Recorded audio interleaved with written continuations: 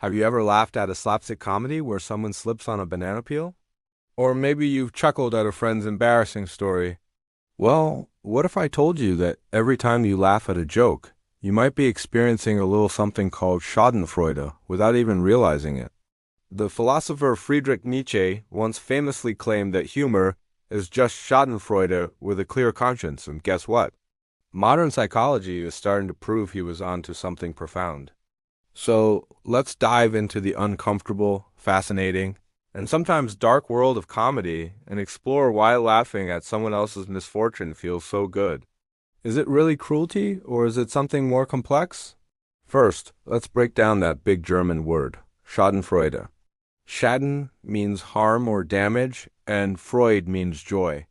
So Schadenfreude is literally harm joy, the pleasure you get from witnessing someone else's misfortune. It sounds pretty awful, right?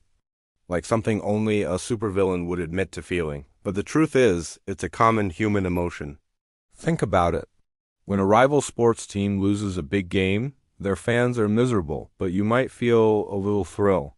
When a celebrity you find annoying gets into some minor, harmless trouble, part of you might crack a smile. This isn't because you're a bad person. It's a deeply ingrained psychological response. Psychologists have identified a few key ingredients that cook up a perfect moment of Schadenfreude. First, the misfortune has to happen to someone else, not you. Obvious, I know, but crucial. Second, you usually feel detached from the person suffering. If it's your best friend who falls, your first instinct is probably concern, not laughter. But if it's a stranger in a viral video, that emotional distance makes it easier to laugh. And third, and this is the most important part, the misfortune often feels deserved. This is where Nietzsche's idea of a clear conscience comes in.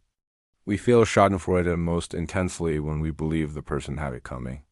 Maybe they were arrogant, or maybe they represent something we dislike, like a politician with opposing views or a wealthy person flaunting their riches.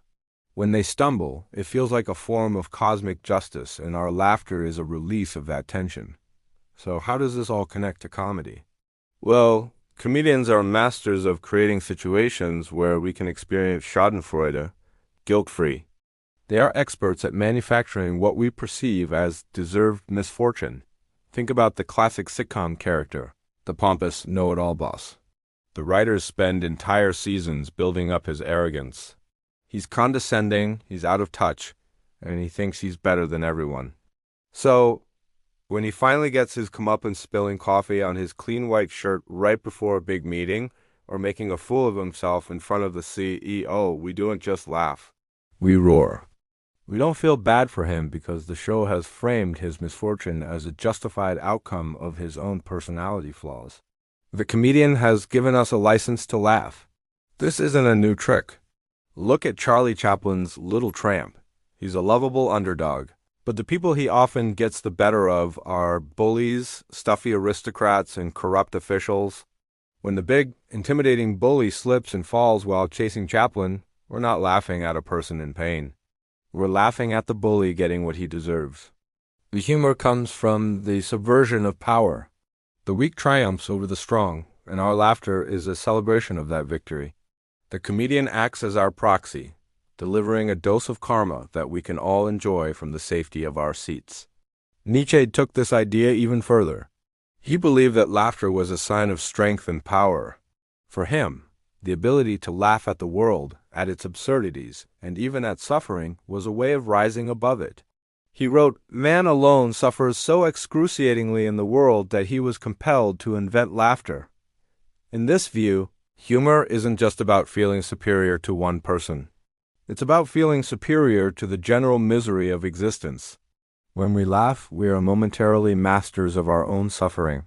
We're taking something painful or embarrassing and transforming it into something joyful. It's an act of psychological alchemy. Modern psychology backs this up with something called the benign violation theory. This theory suggests that humor arises when three things happen. A situation is a violation of our expectations. It's benign or harmless, and both of these perceptions happen at the same time. A person slipping on a banana peel is a violation of the normal way of walking. We know it's benign because we assume they're not seriously hurt. It's a comedy after all. The combination of the violation and the harmlessness is what triggers the laugh. Comedians expertly walk this tightrope. They push boundaries and violate social norms, but they do it in a way that feels safe and playful. A roast comedian, for example, says brutal things about a celebrity, which is a huge social violation.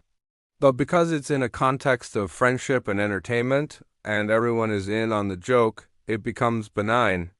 We can laugh at the insults without feeling like we're participating in actual cruelty.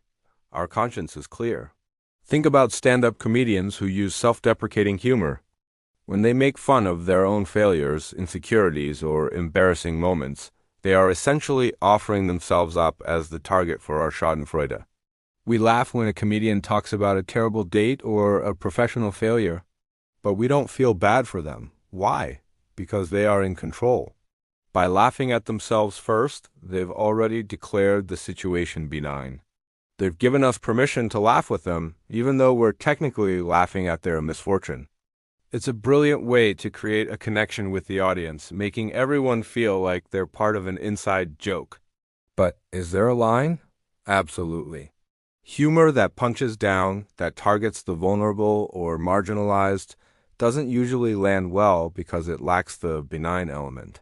When someone with power makes fun of someone without it, it doesn't feel like a deserved comeuppance. It just feels cruel.